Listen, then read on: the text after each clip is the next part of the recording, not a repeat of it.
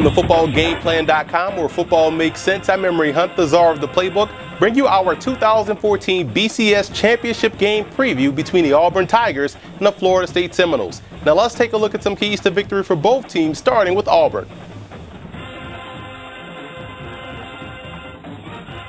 Now here are some coaching points for both teams in this ball game. For Auburn, you want to dance with the person you brought to the party. That basically means do what got you here, run your offense, play your style of play, and that way you could have some success. And that way you also keep Florida State off balance. Don't try to get too creative.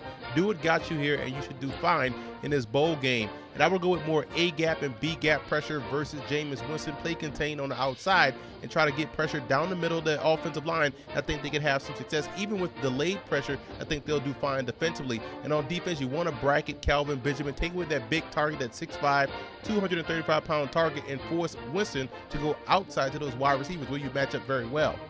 And for Florida State in this ball game, it's all about alignment and assignment. Doing your job defensively puts you in position to make the play. So you have to be aligned properly pre-snap, and you have to do your job post-snap in order to have success, versus this offense that relies a lot upon misdirection and influence to get you out of position. And the long sustained drives on offense, I believe, could be successful or could be a huge part in this ball game. If they're able to stay on the football field, it's going to force Auburn to then maximize their own possession when they have the football. So Jameis Winston and that offense has to make sure they own the TOP versus the Tigers. And I also look at the Seminoles special teams department having to have a big day on both ends. They have to do a great job in coverage, keeping these guys pinned deep, and they also have to do a great job in returns, trying to flip that field position to give Winston and that offense a short field to work with.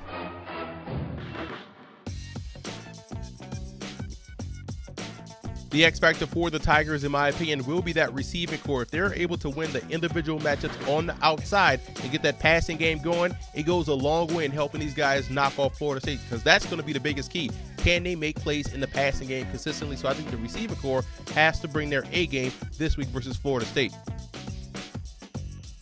And I believe the X factor in this ball game has to be the defensive battery for Florida State. That's both defensive tackles as well as the middle linebacker. Those defensive tackles have to get off blocks. They have to play with their eyes. And the Mike backer has to make plays at or behind the line of scrimmage. If they're able to excel and slow down this ground game of Auburn, it puts them in great position to come away victorious.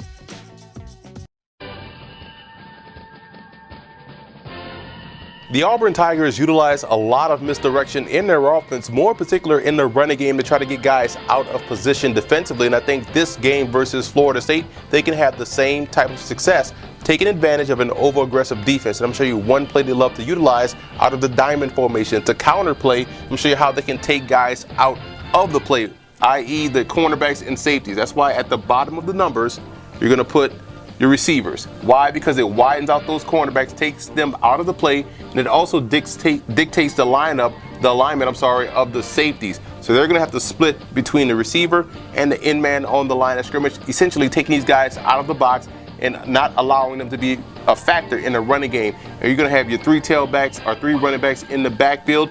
We're going to utilize illusion with these two guys here to clear space out, to take linebackers out of the play, to get them to stay where they are, to set themselves up for the blocking that we're going to do up front. And we're going to have the counter going to this back here. Now what we're going to do up front, counter action, we're going to bring the backside guard and the backside tackle around while we're kicking down and trying to wash guys opposite. So we're going to take the play side tackle, he's going to block down on that defensive tackle.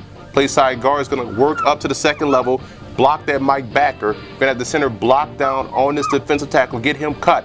We're going to bring the guard around. He's going to kick out this defensive end who's going to come up the field, kick him out. And now we're going to have the weak side tackle pull around and lead up in the hole to get the backer. Now how we're going to hold this defensive end and this linebacker at bay, like I said, we're going to utilize these two backers. We're going to fake run action here.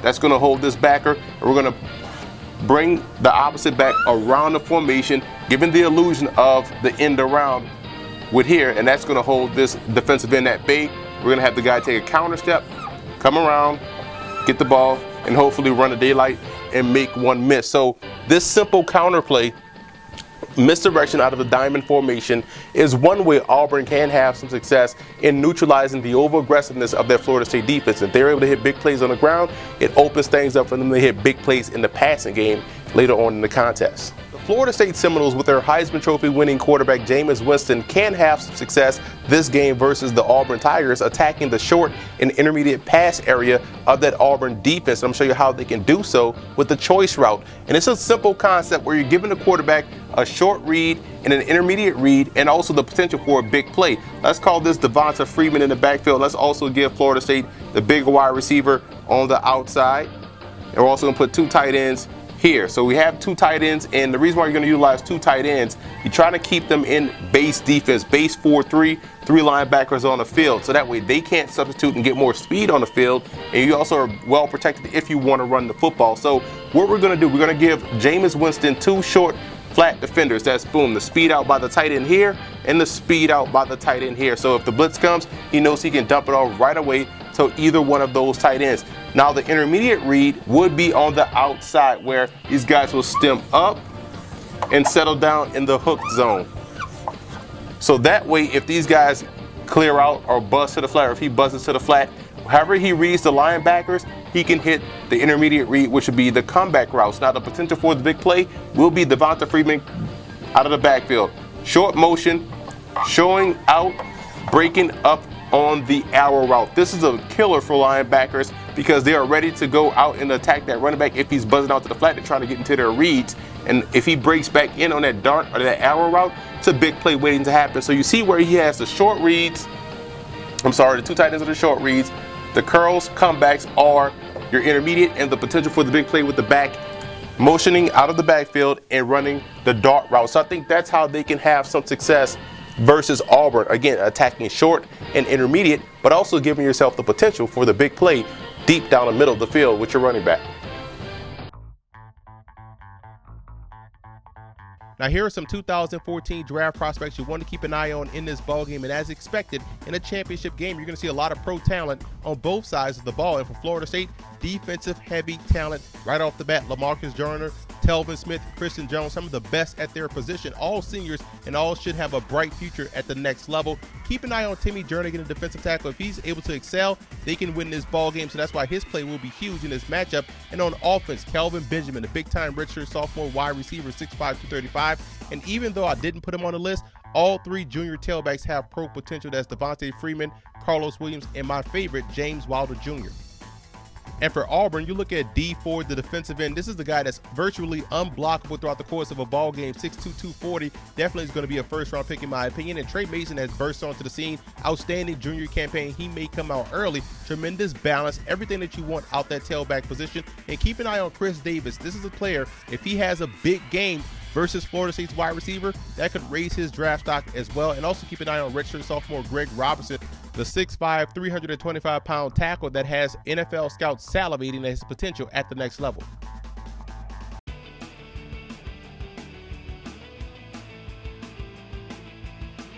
The Tennessee Volunteers took on the Florida State Seminoles in the first BCS championship game in the 1999 Fiesta Bowl, and the Vols had one of the best defenses in the country that season, led by linebacker Al Wilson, and mission number 1 was to stop the electrifying Peter Warwick, the wide receiver for Florida State.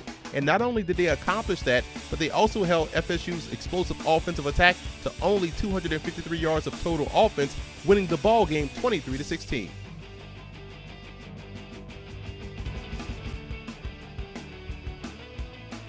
The Auburn Tigers took on the Boston College Eagles in the 1982 Tangerine Bowl, and the Eagles were led by future Heisman Trophy winning quarterback Doug Flutie. They jumped out to an early 7-0 lead in what turned out to be an offensive shootout. The Tigers then leaned on their future Heisman Trophy tailback Bo Jackson, who scored 2 touchdowns en route to a 33-26 victory.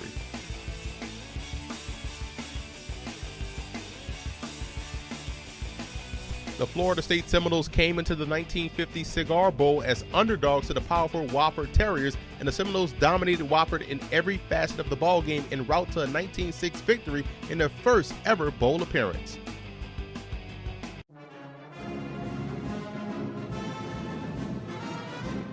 Wide receiver Terry Beasley was one of the best receivers in the country from 1969 to 1971, was a 2-time All-American, and as a junior averaged 20 yards a catch and finished his career at Auburn averaging 17.8 yards a catch and 83 yards a game.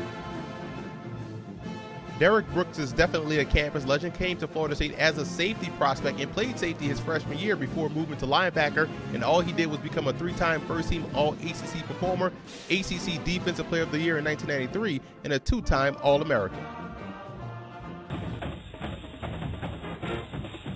I like Florida State in this ballgame. I think what separates the Seminoles from every other opponent that faced the Auburn Tigers is the athleticism overall. Not only are they balanced on offense, they can throw the football as well as they can run the football, but on defense they have the athletes that can compete in space. They have guys up front that can apply pressure. I think overall this is just a well-balanced football team top to bottom, and I think they'll do a great job in slowing down the running game and forcing Nick Marshall to make plays consistently throwing the football, in which it plays right into the hands of the Seminoles secondary. So I see Florida State winning the 2014 National Championship.